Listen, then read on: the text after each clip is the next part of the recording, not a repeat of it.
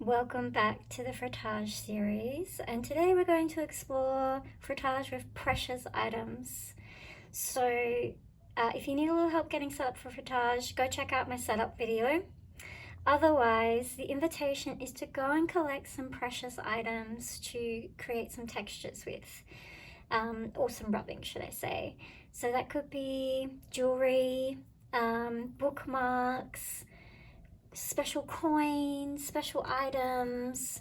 I've got this mosaic coaster that I started making and I found it pretty precious. So things that feel a little bit more precious. In our other videos we've explored less precious things like kitchen items that are used every day. So now we're looking at things that are more expressive. So the more personal items that you maybe hold close to yourself, or maybe you even wear them every day to express yourself or to express a connection in your life. So pause the video, go grab, say 5 precious things, bring it back, and then let's get started together exploring frottage and precious things. Okay, so we'll get started, and like in all of our videos, we are putting our precious items under the surface of the paper, and we are revealing their nature in a way. Some of their nature, the nature of their texture.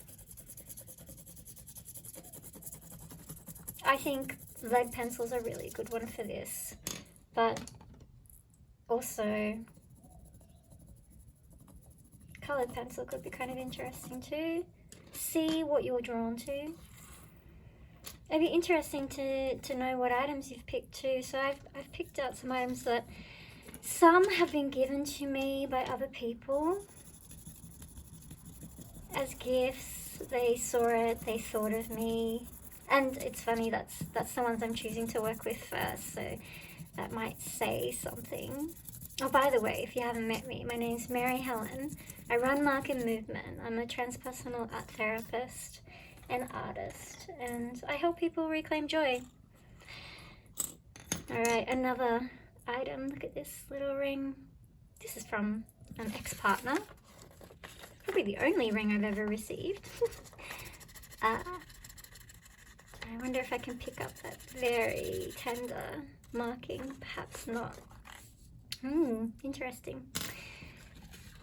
And then I've got items too that I picked, and they're not necessarily expensive, but they felt very me when I found them. So like this earring is from an op shop. I know it's from like a jewelry chain that has like quite affordable jewelry, and I liked it because it's the Picasso continuous line drawing. And I am an artist that doesn't care about perfectionism or tries to unlearn perfectionism, and so I like that because that's all about intuitively like drawing and allowing it to not look perfect and allowing it to be more spontaneous and have space for interpretation. So I wonder what you're discovering with your items. You might be noticing the texture's hard to get from them, and that's okay. Like, it's the conversation, right, with the item. Like, what will you reveal? What will you keep to yourself? You know, what will you leave behind in terms of an imprint? Because surely a lot of these items might have special significance to you.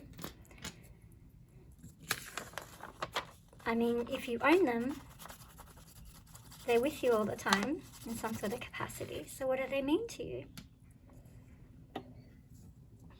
What are they for?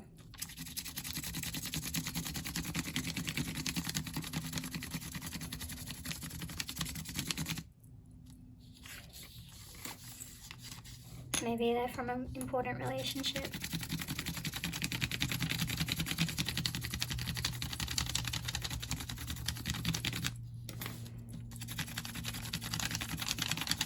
Or a relationship that existed once. Maybe there's something you bought for yourself as a present or a gift of appreciation to yourself, of hard work. I know this ring I bought online from Etsy. You can barely see it, but I love it. And it's one of the most comfortable rings I ever own, and I find rings pretty annoying generally, so that is something. But I bought it for one of my birthdays that felt quite significant to me. So I wonder what you found. I wonder what the, you know, maybe you found something quite special that's like a family heirloom. Or maybe it's just like a trinkety thing that just absolutely gives you joy, makes you smile.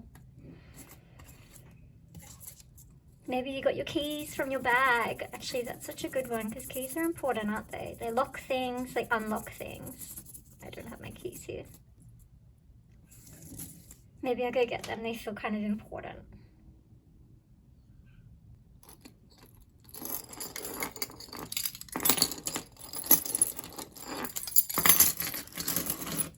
Keys can also be, I guess, about responsibility too.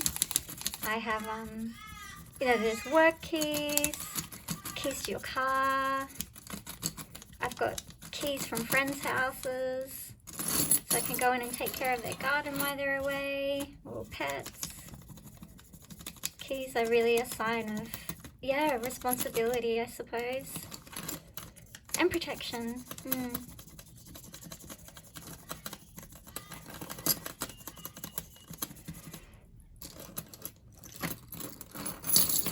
Now this is not a key ring I would choose, but my friend chose it for me when they gave me their keys. And so, having a bit of a panda theme coming out. Do love a panda. Okay, so keep working with your precious items. Keep playing with them. You can make patterns with them. I've kind of filled up my page, so it's less likely for me to make any kind of patterns, but let me have a go. And a pattern is something that is repeated.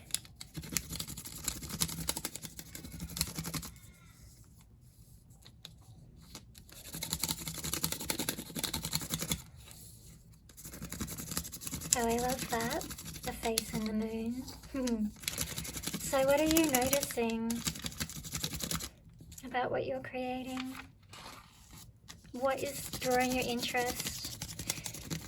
How are you feeling about what's revealing? Whether it's coming through really easily or it's not. So just noticing that, if it's not coming through so simply. And how you feel about that. Remembering that we're not looking for an outcome here. We're looking to be with the process and kind of just see what we discover.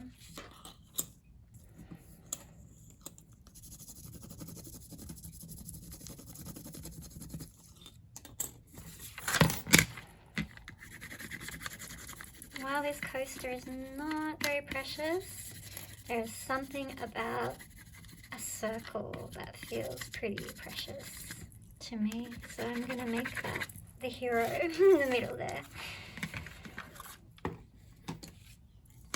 Alright, so keep going if you want to. In the next video, we're going to start bringing together some of our other drawings. So if you haven't done the other videos, exploring nature items, everyday items, and just Frottage 101, jump in and get those done. Because we want to bring together all the stuff that we've been creating into some collage. So I'll see you in the next video. And don't forget to like this video, please, and subscribe to my channel for more. See you in the next video.